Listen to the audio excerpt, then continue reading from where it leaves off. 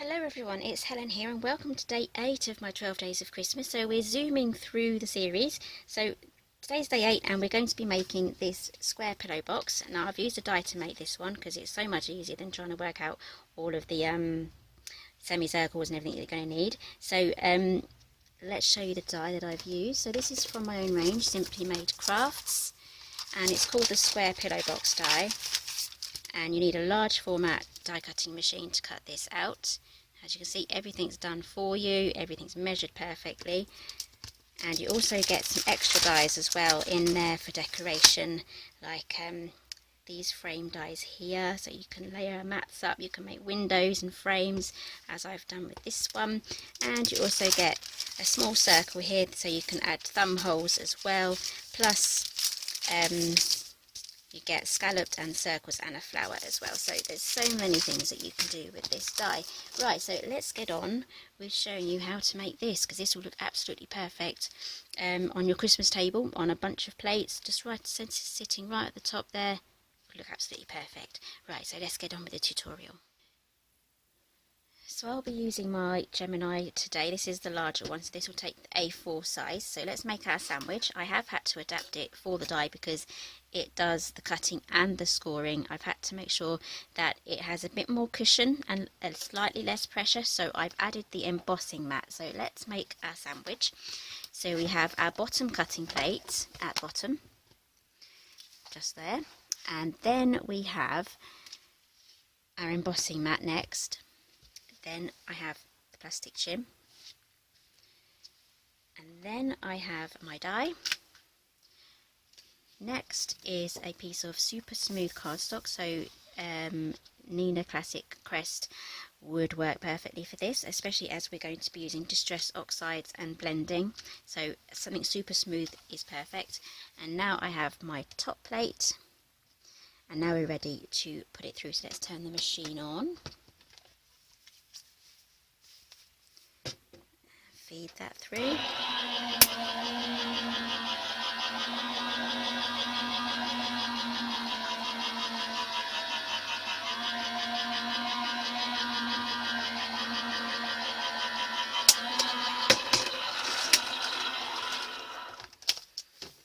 Okay, so that's cut it out perfectly. So we have our score lines really well. Hopefully you can see that, and yeah, it's cut out really well. So let's just move this die aside.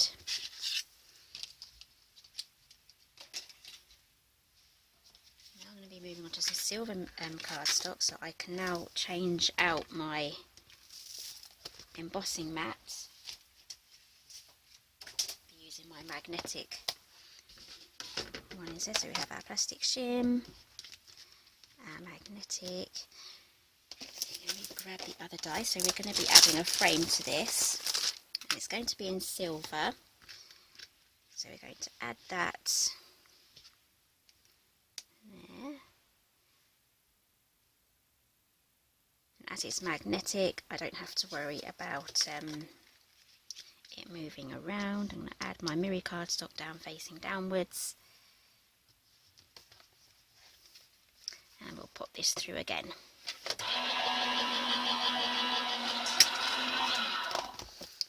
Okay, so here's our frame.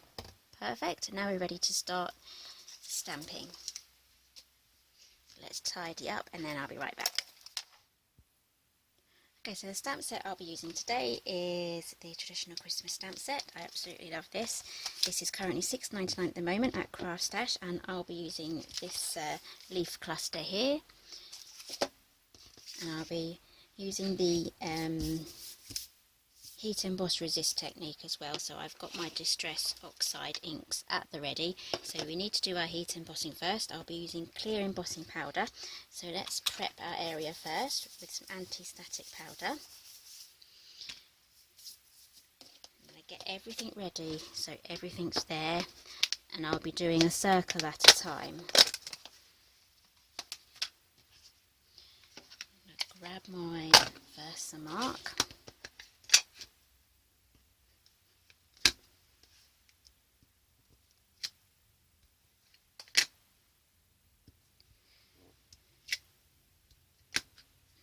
this is kind of going a grey because I've used this before, so I'm going to have to use white embossing powder.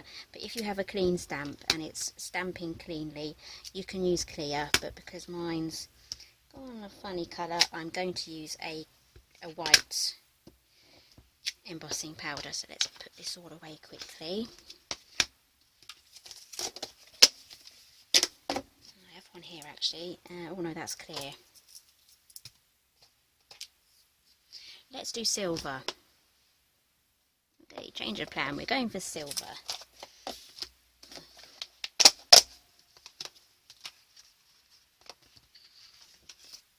We've got our silver frame. And I will have to order in some white embossing powder as well.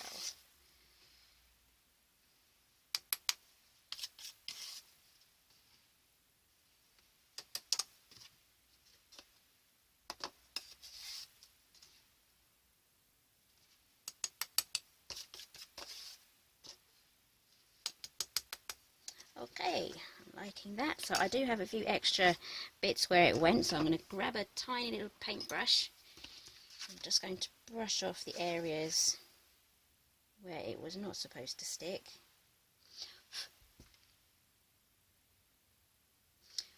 There we go. I'll probably add a couple more around the edges. So right now I'm going to get my heat tool. I'm going to preheat it for about 30 seconds so it's really super hot, and then I'm going to swoosh it over, and that will stop the cardstock from warping and bending as much, and it will go a lot faster as well.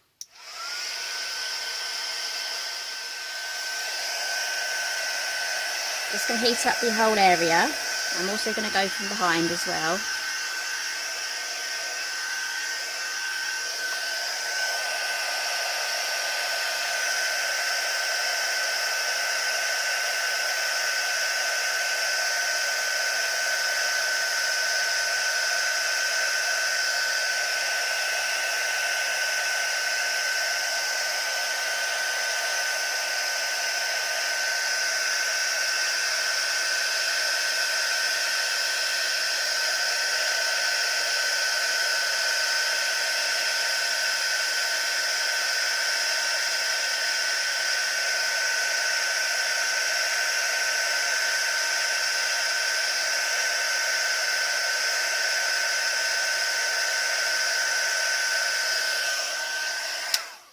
Okay, so as you can see towards the end, these flowers here heated up super fast compared to when I started. That's because the tool was hotter and it just zoomed right through. So I'm going to finish off the rest of this and then I'll be right back to show you the next stage. Right, there was one step I forgot to do, because I always forget to do something, is take the smaller frame, because we're going to have a window for this, so preferably do this before you heat emboss. And I'm taking the smaller of the frames and I'm just going to pop this on in the centre of one of our squares. I'm going to take some washi tape just to keep that in place.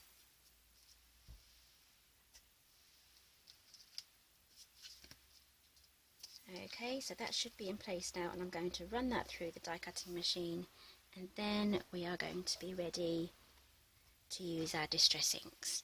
Okay, so that's all cut out now. Let's pop that aside. Right, now we're ready for some fun.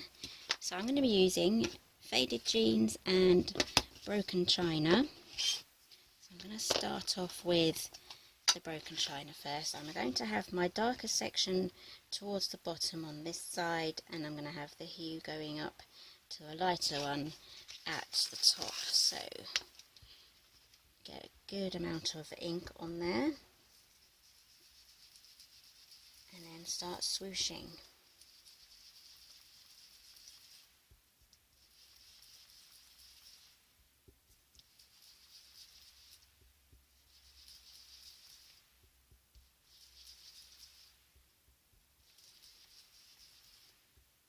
If you were going to make this one, what colours would you use? Would you go for something like the blues, or would you go for more traditional colours?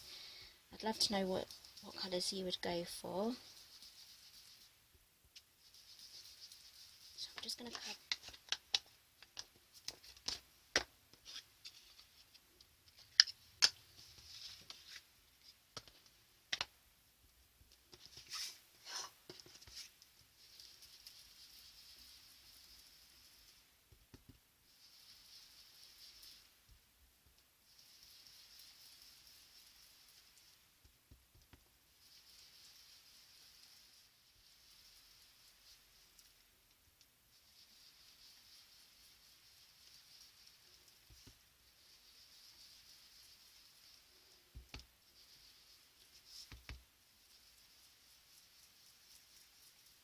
I've started to blend now. I'll go back to my broken china again. And I'm going to blend in towards the darker blue.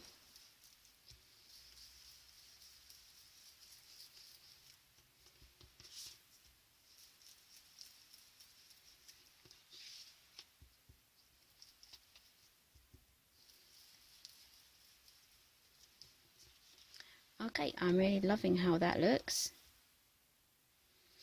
Okay, I'm happy to stop right where I am now. Okay, so let me clean up my mat and then we'll be right back. Okay, so while my mat dries, I've just wiped it down with a baby wipe. I'm going to work on the score lines. So just gently press them all in. Gently pinch them. There we go. And work your way around.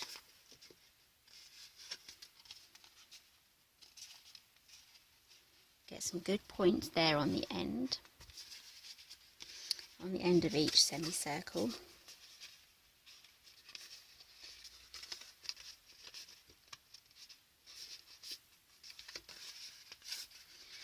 So I just pinch them like that and then keep working your way around.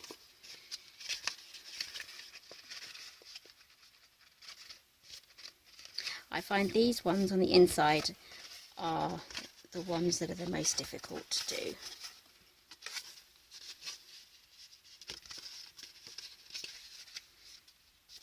They're just a bit fiddly.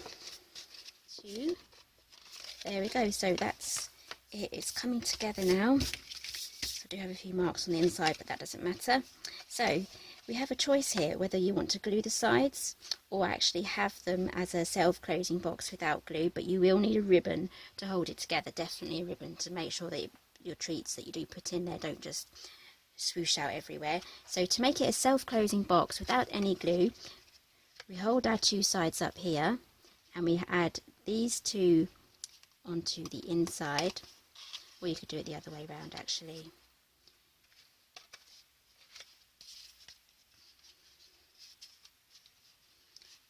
So we have these two on the inside. We still have to add our acetate, just like so, so it closes up like that. And then we have this side as a flap on the outside, just like so, and then we squash all of the corners together, and then we have a self-closing box. But you will need to have a ribbon there just to keep that closed, just to keep your goodies safe. So I'm going to be using glue on my one, so I want to add glue to this side and this side, so it's going to be on the opposite sides of our window. But before we do that, acetate window. So I've just grabbed myself a piece of acetate here and I'm just going to put it over the window and I'm going to trim it out.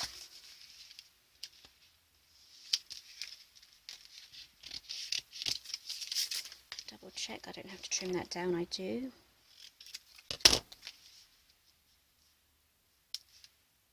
Here we go, that should fit. I'm going to use glue just for speed here, but I would prefer it if I'd have used red tape. Thin red tape or double-sided tape works much better with acetate because it's static. The glue can sometimes spread about to places where you don't want it to go. Okay, so that's on straight. So now we have our window. So while we're at it, we're going to add our frame now. Here it is. This should fit on perfectly. There we go. Let's glue that on.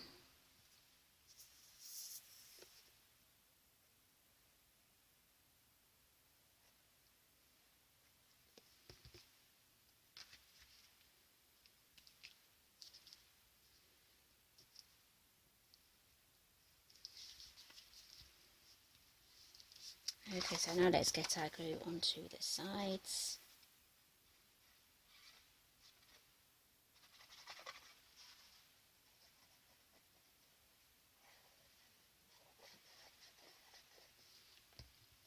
Okay, so these ones are going to go on the inside, and then these ones on the window are going to go onto the outside. So I'm going to squeeze these in and place that over. And then we need to hold the box closed while all the glue dries. Just pressing these down as well. That's lifted up. Okay, so if you have a rubber band or anything like that, just put it around the box where you've glued the sides, and that should be enough to hold it closed properly while the glue dries. So I'm going to do that, and then I'll be back to finish off the box once all the glue has dried. So while that was drying, it's all dried now, I've done my sentiment. I took the Merry Christmas from the same stamp set, and I've tied a bow with an ivory bow, and I'm going to glue that on there. But first I'm going to attach this one. So I have taken a strip of white cardstock, and I've done the same treatment with the broken china. Then I heat embossed the sentiment on it, and then I cut it into a flag shape, and it's all mounted onto the same mirror cardstock. I'm just going to add some glue here.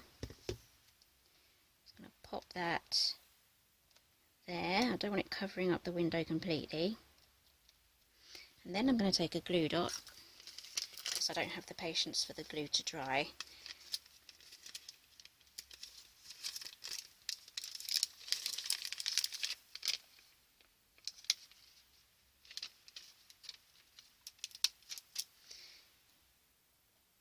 Add my bow here. There we go. Right, so let's put our treats in now. I'm going to have some fudge in mine. I have some fudge here.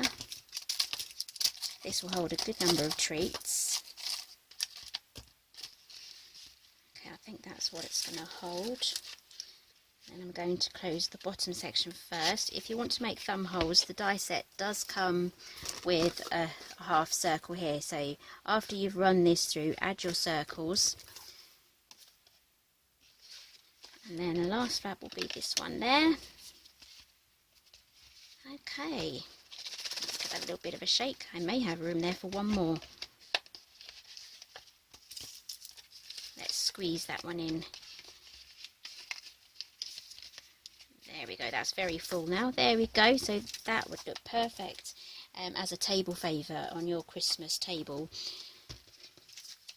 Your set of plates, and you place that on there. That is going to look beautiful for every single guest at the table. So I'll hold this up so you can see it in more detail. I just love how this little project has turned out, and it won't get destroyed with the recipient opening it as well, so it's going to stay nice. Okay, so that's today's project. I hope you enjoyed it. Please let me know if you're going to make one just like this. I love to see all of your makes.